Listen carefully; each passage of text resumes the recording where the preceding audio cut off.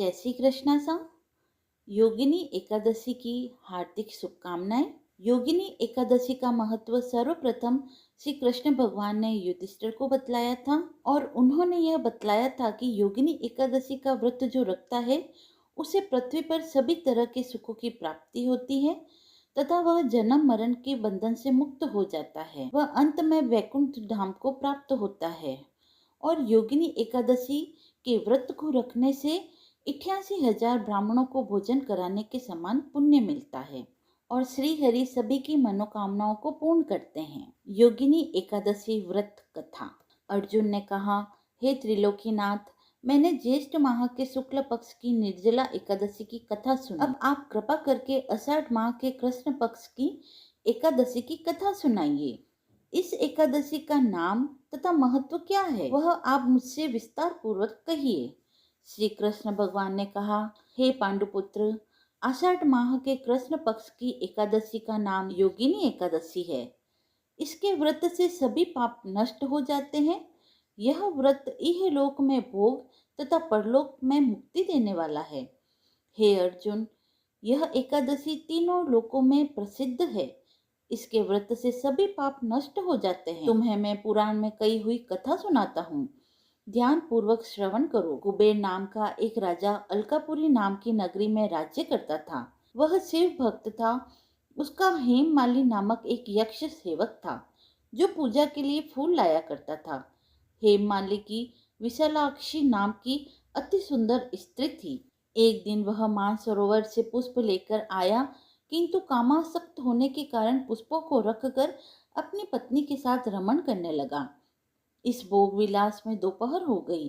हेममाली की राह देखते देखते जब राजा कुबेर को दोपहर हो गई तो उसने क्रोधपूर्वक अपने सेवकों को आज्ञा दी कि तुम लोग जाकर पता लगाओ कि हेममाली अभी तक पुष्प लेकर क्यों नहीं आया। जब सेवकों ने उसका पता लगाया तो राजा के पास जाकर वे बोले, हे राजन, वह हेममाली अपनी पत्नी के साथ रमण कर रहा है। इस बात को सुनकर राजा कुबेर ने हेममाली को बुलवाने की आज्ञा दी। डर से कांपता हुआ हेममाली राजा के सामने उपस्थित हुआ। उसे देखकर कुबेर को अत्यंत क्रोध आया और उसके होठ फड़फड़ाने लगे। राजा ने कहा, अरे अधम, तूने मेरे परम पूजनीय देवों के देव भगवान शिव जी का अपमान किया है। मैं तुझे श्राप देता हूँ कि तू स्त्री के वियोग में तड़पे और मृत्यु लोक में जाकर कोढ़ी का जीवन जिए। कुबेर के श्राप से वह तत्क्षण स्वर्ग से पृथ्वी पर आ गिरा और कोढ़ी हो गया। उसकी स्त्री भी उससे बिछड़ गई।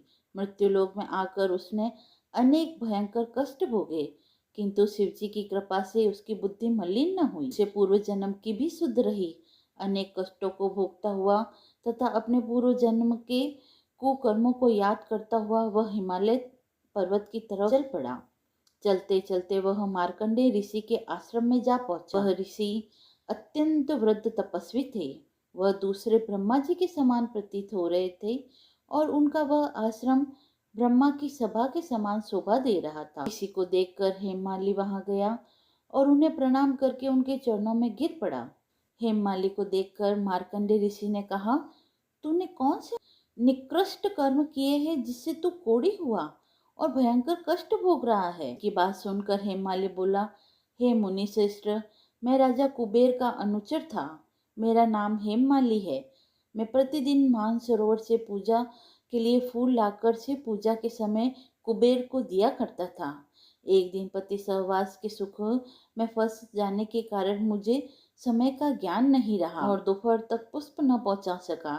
तब उन्होंने मुझे श्राप दिया कि तू अपनी स्त्री का वियोग और मृत्यु लोक में जाकर कोढ़ी बनकर दुख भोग।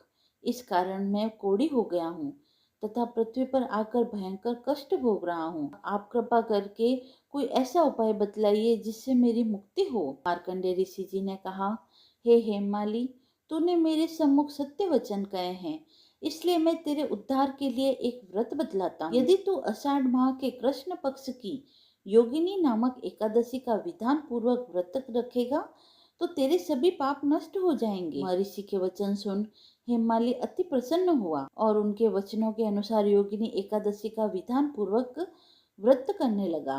इस व्रत के प्रभाव से अपने पुराने स्वरूप में आ गया और वह अपनी पत्नी के साथ सुखपूर्वक रहने लगा। हे राजन, इस योगिनी एकादशी की कथा का फल 88,000 ब्राह्मणों को भोजन कराने के बराबर है। इस व्रत से सभी पाप नष्ट हो जाते हैं और अंत में मोक्ष प्राप्त करके प्राणी स्वर्ग का अधिकारी बनता है। यदि आपको कथा पसंद आई हो तो आप मेरे चैनल को लाइक, शेयर एंड सब्सक्राइब करें। धन्यवाद।